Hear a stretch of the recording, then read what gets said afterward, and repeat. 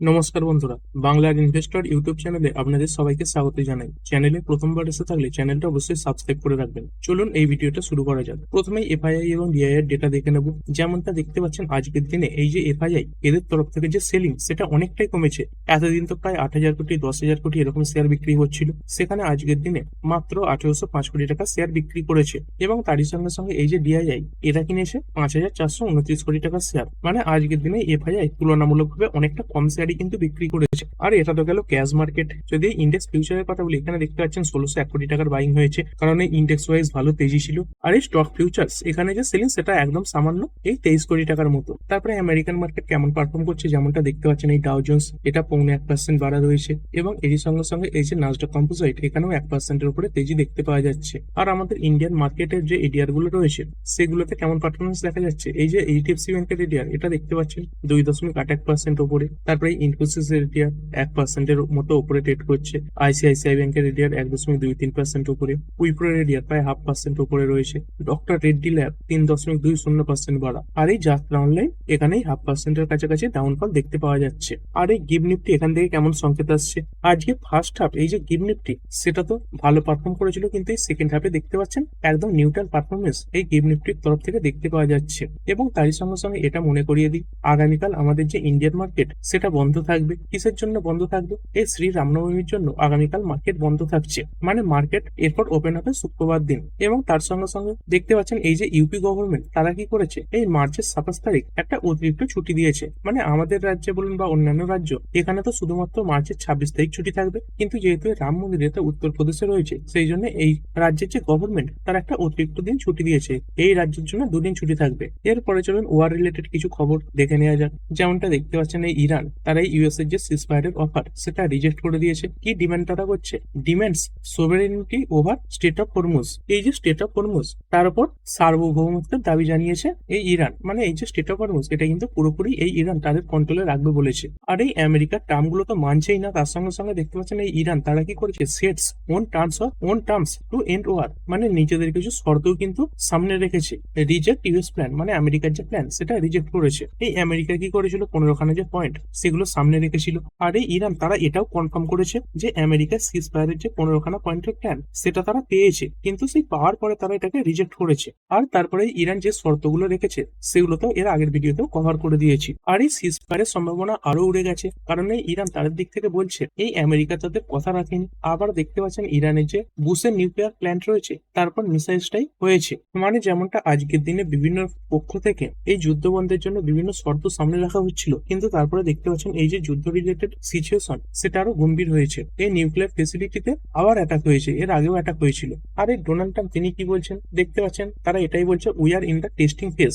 আর এই আমেরিকা তাদের পছন্দ মতো একটা লিডারকে ঠিক করতে চাইছে, এবং যেই লিডারের নাম সামনে আসছে তিনি কে, এখানে দেখতে পাচ্ছেন এই মোহাম্মদ বাগের গালিবাগ। মানে আমেরিকা যদি কোনোভাবে ইরানের ভবিষ্যতের লিডার ঠিক করার সুযোগ পায়, এই ব্যক্তিকেই ভবিষ্যতের লিডার করবে, এরকম তথ্য আমেরিকা সামনে রেখেছে। এরপরে চলুন মার্কেট রিলেটেড কিছু নিউজ কভার করা যাক। যেমন দেখতেই পাচ্ছেন বিগত কয়েক বছর ধরে আমাদের ভারত সরকার কি করছে, এই যে ইভি গাড়ি এটার যাতে বিক্রি বেশি হয় সেই সংক্রান্ত বিভিন্ন ইনসেন্টিভ সামনে রাখছে, অনেক কিছু অফারও দিচ্ছে, ট্যাক্সের ক্ষেত্রে অনেক ছুট পাওয়া যাচ্ছে, এবং এই কোম্পানিগুলোকে বিভিন্ন সাবসিডিও দিচ্ছে। তো সেই ব্যাপারে কিছু নিউজ সামনে আসছে। দেখতে পাচ্ছেন EV subsidy extension for 2 wheeler, তার সঙ্গে সঙ্গে 3 wheeler beyond financial year 2026 likely EMI review proposal. এই ফাইন্যান্সিয়াল ইয়ার 2026 শেষ হয়ে যাওয়ার পরেও এই ইভিতে যে সাবসিডি সেটা বজায় থাকতে পারে। এখানে দেখতে পাচ্ছেন প্রধানমন্ত্রীর যে অফিস তারা এই যে প্রস্তাব সেটাকে রিভিউ পর্যায়ে রেখেছে। এবং এর সঙ্গে সঙ্গে এই ইভি সেগমেন্টের জন্য আরো একটা ভালো খবর সামনে আসছে।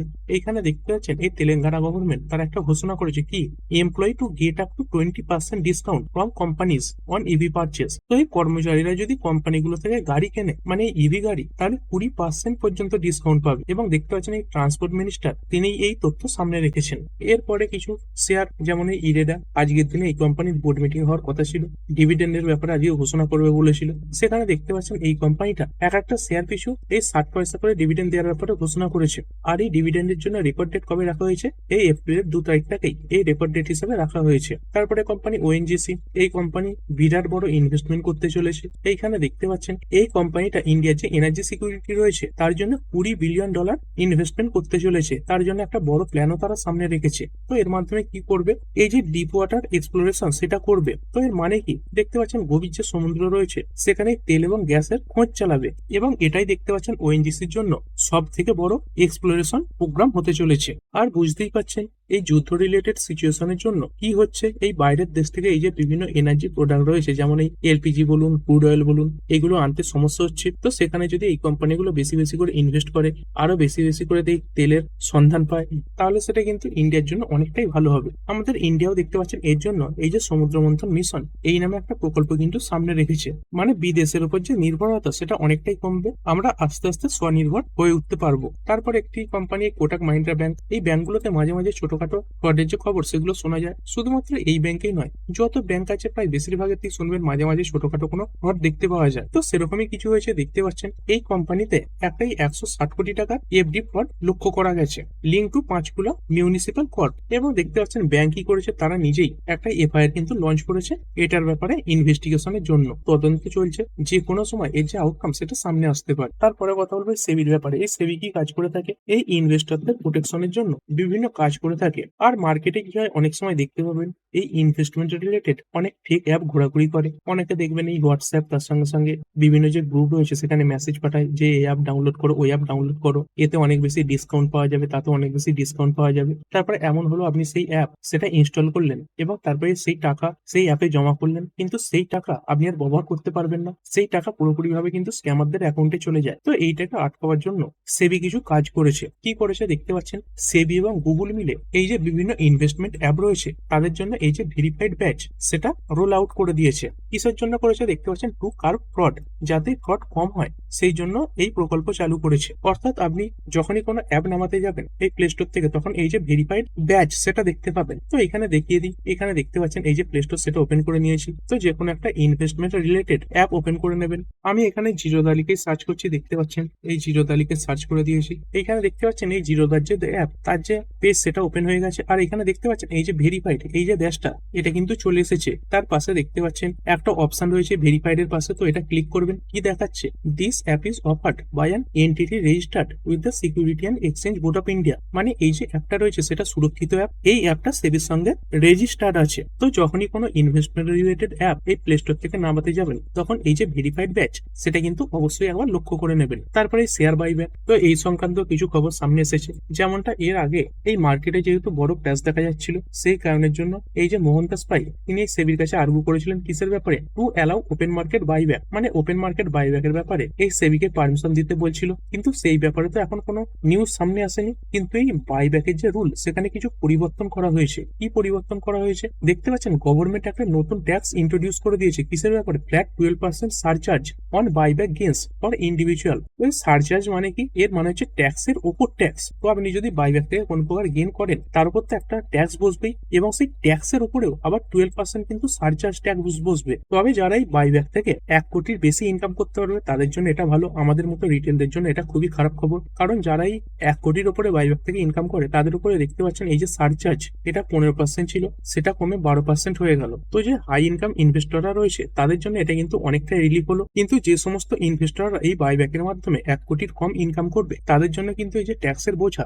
সেটা অনেকটাই বেড়ে গেল। আর এই বাইব্যাক রিলেটেড বিভিন্ন রুলের কারণেই অনেক ইনভেস্টর কিন্তু এই যে বাইব্যাক সেখানে অংশগ্রহণ করতেও চায় না। এরপরে গোল্ড, এখানে কেমন পারফরমেন্স দেখতে পাওয়া যাচ্ছে, আজকে দেখতে পাচ্ছেন একটা নির্দিষ্ট লেভেলে বেড়ে তারপরে নিউট্রাল ট্রেড করছে বলতে পারেন। এই এখন 4.25% ওপরে রয়েছে। এবং এরই সঙ্গে সঙ্গে যদি এই সিলভারের কথা বলি, এই সিলভারেও দেখতে পাচ্ছেন একই রকম প্যাটার্ন দেখতে পাওয়া যাচ্ছে। গ্যাপ আপ ওপেন হয়েছিল এবং তারপরে একটা নির্দিষ্ট লেভেলে ট্রেড করছে। তো এখনই প্রায় 5.5% ওপরে এবং এই 10,000 টাকা উপরে ট্রেড করছে। তো খুবই ভালো র্যালি এই গোল্ড সিলভার এগুলোতে দেখতে পাওয়া যাচ্ছে। আর এই ডলার টু আইএনআর এখান থেকে কেমন সংকেত আসছে, এখন দেখতে পাচ্ছেন এই 93.8 এর কাছে রয়েছে। এরপরে বিভিন্ন ক্রিপ্টো মার্কেট, এই ক্রিপ্টো মার্কেটে সেরকম বড় তেজিও আসছে না, বড় পতনও আসছে না। এই বিটকয়েন দেখতে পাচ্ছেন অনেকদিন ধরে এই 60-70 এর রেঞ্জে ঘোরাঘুরি করছে। তার সঙ্গে সঙ্গে এই যে ইথেরিয়াম রয়েছে এটাই $2167 বর্তমানে রয়েছে। এবং এর সঙ্গে সঙ্গে যদি সোলানার কথা বলি, এটাই $91.98 বর্তমানে ট্রেড করছে। আর এই ক্রুড অয়েল এখানে কেমন কি পারফরমেন্স দেখতে পাওয়া যাচ্ছে। এখানে দেখতে পাচ্ছেন এই যে ক্রুড অয়েলের প্রাইস,